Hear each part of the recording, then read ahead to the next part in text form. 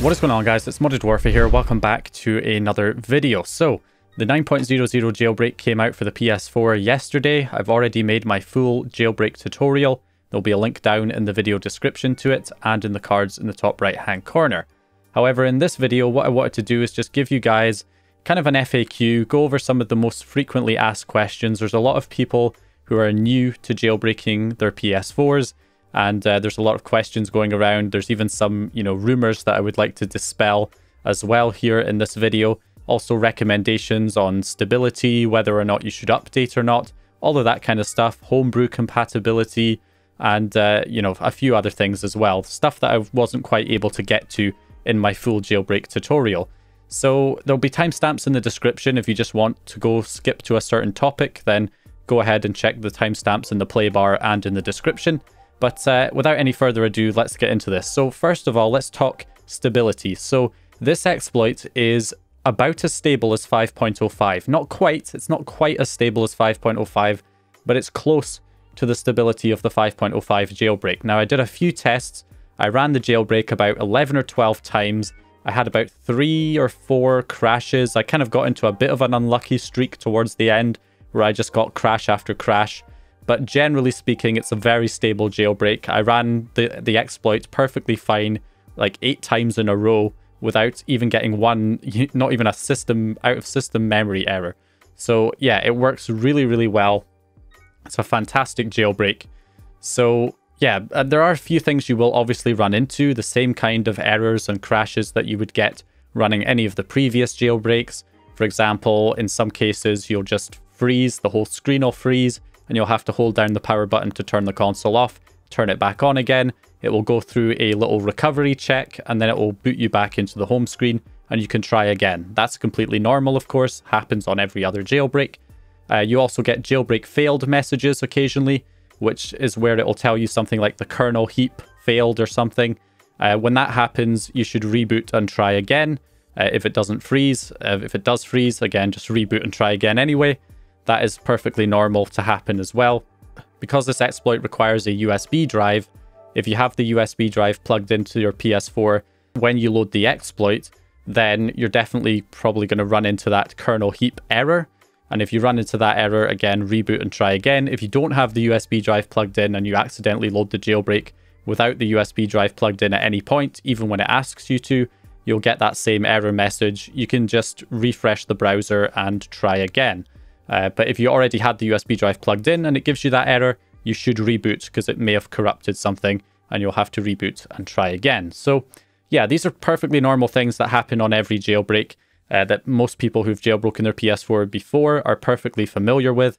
The other thing is the kernel panic, which can happen, which is basically when you load the exploit and something goes wrong, it will just crash the console. The console will just switch itself off. And again, you just turn it back on and it will go through its little recovery sequence and boot you back into the home screen. Again, perfectly normal behavior. This happens on every jailbreak. It's not a big deal. Like I said, I ran into crashes 3 or 4 times in a row, and after that, it started working again. So yeah, you just got to keep trying until it works. It's no big deal. The other kind of error messages you get are the not enough free system memory errors. These errors are to do with the web browser, the WebKit exploit, and they're not critical errors. So if you get that error, you just click OK, and it should refresh the browser and try again. If it doesn't, then just refresh the browser manually, and it should eventually work. So don't really worry too much about those errors. They're not a big deal. I got that same not enough free system memory error after I actually plugged in the USB, and all I had to do was refresh the browser and it loaded the payload, no problem. So those errors are not really a big deal, although if you're getting them very frequently, like over and over and over and over again, like 5, 6 out of memory errors in a row, you might want to clear your browsing data and any clutter that's on your web browser and then give it another go, because that can, sometimes cause more of those errors. So yeah, that's basically it. It's very stable. So if you're on any previous jailbreaks, should you update? Well, in this case, I cannot see a reason to not update if you're on 6.72, 7.02, or 7.55, unless, of course, you don't have a USB drive. But I mean, you can get them for like $6 on Amazon, so it shouldn't be too big of a deal. So yeah, definitely update if you're on 6.72, 7.02 or 7.55. It's a much more stable jailbreak. It'll be a much better experience. I highly recommend updating. The only one that I'm kind of 50-50 on is the 5.05 jailbreak, because it's a very stable jailbreak as well, and it doesn't require a USB drive. So should you update, that's really up to you. I think a lot of people on 5.05 will update to 9.00 so they don't have to deal with, you know, running backported games and stuff. And that's the other thing. Backporting games will become a lot less prevalent because there'll be a lot less of a demand for backported games, since all the other people on the more unstable jailbreaks will update to 9.00 and will have no need for any backported games. You know, it's just going to reduce the demand for backports, and therefore there'll be less backported games for people who are still on 5.05 to run. So that is the one potential issue with staying on 5.05.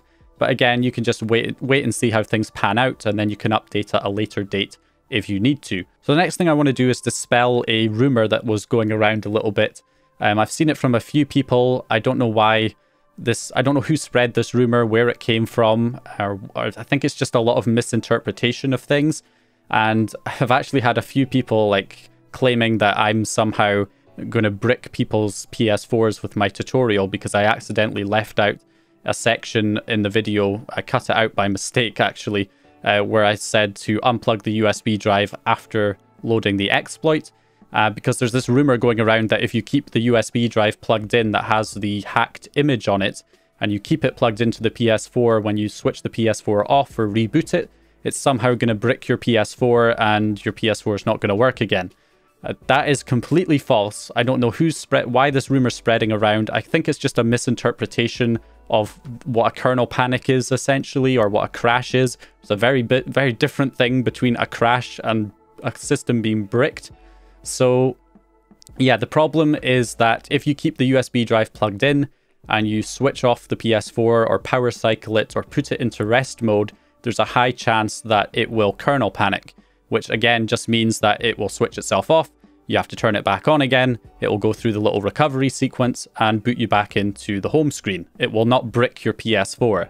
That's ridiculous. If it did brick your PS4, there would be warnings everywhere, all over the place, on all the main prominent websites that talk about, you know, PS4 jailbreak stuff, in big red text in bold saying not to do this. In fact, I highly doubt the exploit devs would have even released the jailbreak if that was a possibility. So yeah, no, that's not going to happen. That's a complete lie, a complete rumor. I don't know why that's been spread around, but yeah, it's false. It's false. It's just a regular kernel panic, just the same kind of crash that you would get when you fail to load the jailbreak successfully. You just reboot and try again. So obviously it is advised to unplug the USB drive after loading the exploit, especially, you know, if you're going to shut down the system or put it into rest mode, so that you can avoid a kernel panic and it won't take as long to boot the console back up again if you unplug the USB. So it's advised to do it, but it's not a big deal if you accidentally leave the drive plugged in. Yeah, anyway, moving on. So another thing that people have asked is, how do you put the USB drive back to normal? So, you know, you flash the hacked image onto it and then the drive is not detected by any system. It's an unrecognized format. What if you want to turn that USB drive back to normal again so that you can just use it as a normal USB? Well, I'll show you guys real quick how to do it, because, you know, there's definitely some people in the comments section of my video who were asking about this. So I'll just go ahead and show you guys how to do this real quick. So basically, I've written the hacked image file here to my USB drive as I did before in the video. And as you can see, it does not show up here on my computer. All I have to do is go into disk management. If you type in create into your search bar, you should get create and format hard disk partitions. If you select that option, that opens up disk management. And from here, you can return the USB drive back to a normal state, a working state, by scrolling down until you find the drive, which I believe is this one here. So it's showing up raw right now. Now, if it shows up raw like this, then you're going to want to right click on it and delete volume, and that will return it to an unallocated state. Now, maybe the drive already shows up as in an unallocated state for you. If so, then that's fine. Just proceed with the next step, which is to right click on it and create a new simple volume. and then you just click next, next, next, select the file system you want, like exFAT, call it what you want. I'll call it USB, click next and finish, and voila, our USB drive is working again. Now, sometimes it might fail to assign a drive letter to it, in which case you have to right click on it and change drive letter and paths, or add a drive letter, or whatever the option is. And then you can click add drive letter to add a drive letter and just select a letter that's not already being used by any of the other drives. Click OK, and then the drive should be detectable on your computer and accessible, and you can now put stuff on your USB drive. It's all working again.